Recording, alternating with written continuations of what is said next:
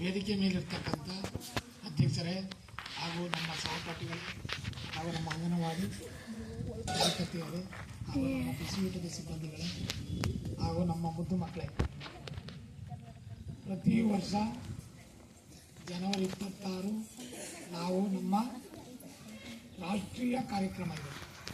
ಪ್ರತಿ ವರ್ಷ 2 ಸಾರಿ ನಾವು ಧ್ವಜಾರೋಹಣವನ್ನು ಮಾಡ್ತೀವಿ.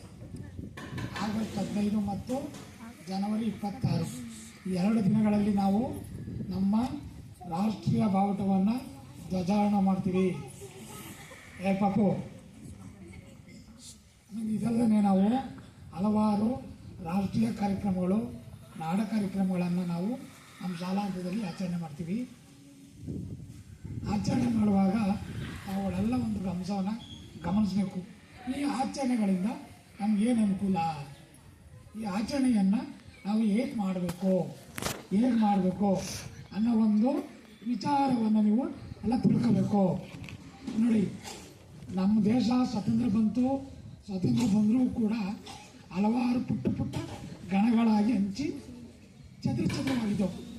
ಇವುಗಳನ್ನೆಲ್ಲವನ್ನು ಸರ್ದಾರ್ ವಲ್ಲಭಾಯಿ ಪಟೇಲ್ ಭಾಷಾ ಅನುಗುಣವಾಗಿ ಆ ಪ್ರಾಂತ್ಯಗಳನ್ನು ಒಗ್ಗೂಡಿಸಿದರು. ಅವ್ರಿಗೂ ಕೂಡ ಈ ಒಂದು ಪ್ರಾತಿನಿಧ್ಯ ದೊರಕಬೇಕು. ಆಮೇಲೆ ಅದಲ್ಲದನೆಯ ನಮ್ಮ ಸಂವಿಧಾನವನ್ನು ರಚನೆ ಮಾಡಿರ್ತಕ್ಕಂಥ ಮಹಾನ್ ವ್ಯಕ್ತಿ, ಮೇರು ಪರ್ವತ ಡಾಕ್ಟರ್ BR ಅಂಬೇಡ್ಕರ್ ಇವರು ರಾತ್ರಿ ಹಗಲು ಎಂದನೇ ಮನೆಯಲ್ಲಿ ಕುಳಿತುಕೊಂಡು ಸತತವಾಗಿ 2 ವರ್ಷಗಳ ಕಾಲ ಸಂವಿಧಾನವನ್ನು ರಚನೆ ಮಾಡಿದ್ರು. ಆಗ ಅವ್ರ ಕಾಲ ಸ್ಥಿತಿ ಏನಾಗಿತ್ತು ಅಂದರೆ ಎಲ್ಲ ಬಕ್ಕಿ ಬಂದ್ಬಿಟ್ಟಿದ್ದವು. ಬರೆಯುವಾಗ ಕೂತ್ಬಿಟ್ಟಿದ್ರಲ್ಲ, ಓಡಾಡ್ತಿರಲಿಲ್ಲ. ಜಾಸ್ತಿ ಓಡಾಡಿದ್ರೆ ಎಲ್ಲಿ ಬರೆಯೋಕ್ಕೆ ಟೈಮ್ ಸಿಗೋದಿಲ್ವೋ, ಅವರನ್ನು ಶುಶ್ರೂಷೆ ಮಾಡೋಕ್ಕೋಸ್ಕರವಾಗಿ ಒಬ್ಬರು ಡಾಕ್ಟರ್ ಬರ್ತಾರೆ. ಆ ಅಮ್ಮಂದು ಅವ್ರ ಕಾಲೆಲ್ಲ ಊದ್ಬಿಟ್ಟಿದ್ದವು. ಅವನ್ನೆಲ್ಲ ಶುಶ್ರೂಷೆ ಮಾಡಿ ಕೊನೆಗೂ ಕೂಡ ಅವರು ನಮ್ಮ ಸಂವಿಧಾನವನ್ನು ಪೂರ್ಣಗೊಳಿಸೋರು. ಆ ಒಂದು ಕೀರ್ತಿ ಆ ಡಾಕ್ಟರ್ BR ಅಂಬೇಡ್ಕರ್ ಅವರಿಗೆ ಸಲ್ತದೆ. ಆ ಮಹಾನ್ ವ್ಯಕ್ತಿ ಅವತ್ತು ಆ ಸಂವಿಧಾನವನ್ನು ರಚನೆ ಮಾಡಿದವರಿಗೆ ನಾವು ಈ ದಿನವೂ ಕೂಡ ಗುಲಾಮ ಪರಿಸ್ಥಿತಿಯನ್ನು ಎದುರಿಸಬೇಕಿತ್ತು. ಶ್ರೀಮಂತರ ಆಯ್ತಾ ಹೋಯ್ತಿರು, ಬಡವರು ಆಯ್ತಾ ಹೋಗ್ತಿರು. ಇವೊಂದು 40 ವರ್ಷದ ಇತಿಹಾಸ ನೋಡ್ಕೊಳ್ಳಿ. ಯಾರ್ದೂ ಕೂಡ ಹಣ ಇರಲಿಲ್ಲ, ತಿನ್ನಕ್ಕೆ ದವಸ ಧಾನ್ಯ ಕೊಡ್ತೀವಿ. ನಾವು ಅವ್ರವ್ರ ಮನೆಗೆ ಹೋಗೋಣ, ಒಂದು 10 kg ಕೊಡಿ, 2 ಗಳ್ಳ ಕೊಡಿ, 2 ಕೊಳಗ ಕೊಡಿ ಅಂತವ. ಅದ್ರ ತಂದಿಂದ ಅರ್ಪಾವೋ ಪಾವನೆಲೋ ನಾವು ಅಡುಗೆ ಮಾಡ್ಕೊಂಡು ಊಟ ಮಾಡ್ತಿದ್ದೆವು. ಆದರೆ ಆ ಮಹಾನ್ ವ್ಯಕ್ತಿ ಮಾಡಿದಂಥ ಸಂವಿಧಾನದಿಂದ ಇವತ್ತು ನಾವೆಲ್ಲ ಸಂತೃಪ್ತಿ ಜೀವನ ಮಾಡ್ತೀವಿ. ಅಂತ ವಿದ್ಯಾಭ್ಯಾಸನೂ ಅಷ್ಟೇ. ಹಿಂದೆ ವಿದ್ಯಾಭ್ಯಾಸವನ್ನು ಶ್ರೀಮಂತರ ಮಕ್ಕಳು ಅವ್ರು ಮಾತ್ರ ಓದ್ತಿದ್ರು.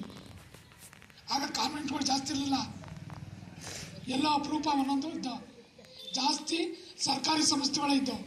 ಸರ್ಕಾರಿ ಸಂಸ್ಥೆಗಳಲ್ಲೂ ಕೂಡ ಆಗ ಫೀಸ್ ಕಟ್ಟಬೇಕಾಯಿತು, ಬಟ್ಟೆ ತಗೋಬೇಕಾಯಿತು, ಪುಸ್ತಕಗಳು ತಗೊಳ್ಳೋಕ್ಕೂ ಕೂಡ ದುಡ್ಡು ಎಷ್ಟೋ ಜನ ಕೊಡ್ತೋ ದುಡ್ಡಿರಲಿಲ್ಲ.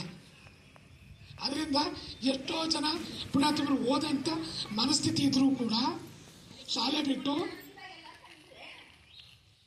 ದನ ಕಾಯೋದು, ಹೊಲಕ್ಕೆ ಹೋಗೋದು, ಕುರಿ ಕಾಯೋದು, ಈ ಕಸುಬನ್ನ ಮಾಡ್ಕೊಂಬಂದ್ರು.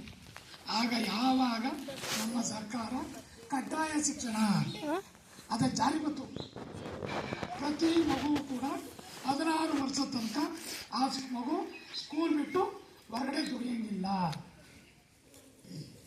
ಈ ಕಡ್ಡಾಯ ಶಿಕ್ಷಣ ಮಾಡೋದು ನಮಗೆ ಬಹಳ ಒಳ್ಳೆಯದಾಯಿತು. ಅದು ಕೂಡ ಚೆನ್ನಾಗಿ ಕಾಣಿಸ್ತಲ್ಲ ಅಲ್ಲಿ ಡಾಕ್ಟರ್ BR ಅಂಬೇಡ್ಕರ್. ಇವತ್ತು ಯಾರು ಕೂಡ ಶ್ರೀಮಂತರಾಗಿದ್ದೀರಿ. ಇವತ್ತು ಯಾರಿಗೂ ಕೂಡ ಕೊರತೆ ಇಲ್ಲ. ಊಟಕ್ಕೆ ಆಗಲಿ, ಬಟ್ಟೆ ಆಗಲಿ, ನಿಮ್ಮ ಎಜುಕೇಷನ್ಗೆ ಸಾಲ ಕೊಡೋಕ್ಕೆ ಬ್ಯಾಂಕ್ಗಳು ನಾಮುಂದು ತಗೋತವೆ. ಓದೋಕ್ಕೆ ಫಾರಿನ್ಗೆ ಹೋಗ್ಬೇಕಲ್ಲ, ಅದಕ್ಕೂ ಕೂಡ ಫ್ರೀ ಸಾಲ ಕೊಡ್ತಾರೆ. ಇಷ್ಟು ಈ ಎಲ್ಲ ಅಂಶಗಳನ್ನು ನಾವು ಗಮನದಲ್ಲಿ ಇಟ್ಕೊಂಡು ಮುಂದಿನ ಯಾವುದೇ ರಾಷ್ಟ್ರೀಯ ಹಬ್ಬಗಳಲ್ಲಿ ಮಾತಾಡುವಾಗ ತಾವು ಕೂಡ ಈ ಅಂಶಗಳನ್ನು ಗಮನಿಸ್ಕೊಂಡು